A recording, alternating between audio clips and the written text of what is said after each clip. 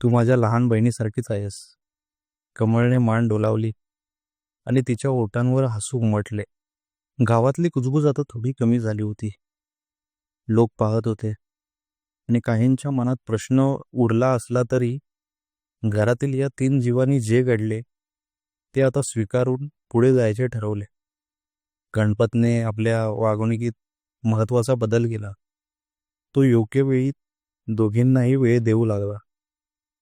रात्री तो कधीही फक्त एकाच खोलीत न राहता दोघींमध्ये वेळ विभागून देऊ लागला. तो प्रेमाचे छोटे छोटे इशारे देणाऱ्या क्षणांना महत्त्व देऊ लागला. संध्याकाळी सरस्वती, कमळ आणि गणपत हे तिघे अंगणात बसले होते. हसत खेळत तिघेही एकमेकांना मदत करत होते. एकमेकांच्या हातात हात देत गणपतच्या मनात आता कोणतीही शंका नव्हती. फक्त एक शांत समाधानाची भावना होती. सरस्वतीने मृदू आवाजात सांगितले, घर म्हणजे नुसती जमीन नाही, ते प्रेमाचे क्षेत्र आहे.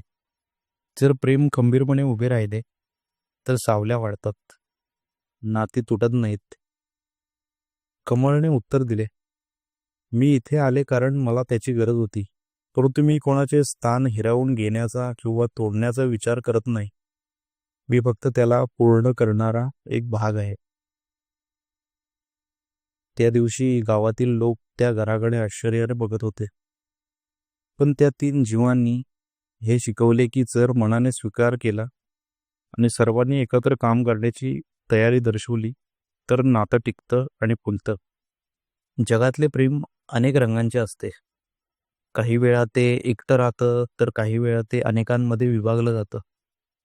पण नात्यांची खरी ताकद स्वीकार आणि जबाबदारी यात आहे.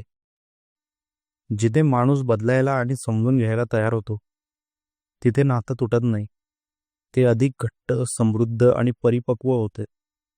प्रेमाच्या नव्या रूपाला भीतीने नाही तर प्रेमाने सामोरे जा.